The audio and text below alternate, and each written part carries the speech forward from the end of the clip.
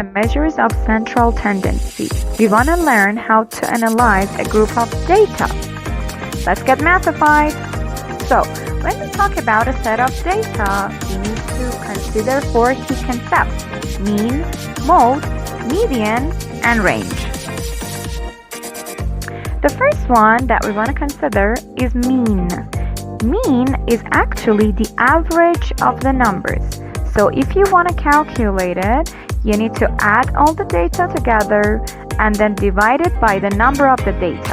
So here we have some data like 1, 4, 4, 6, and 8.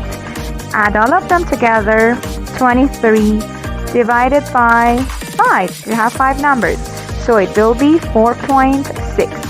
Now I want to give you a set of data. Find the mean. Thank you.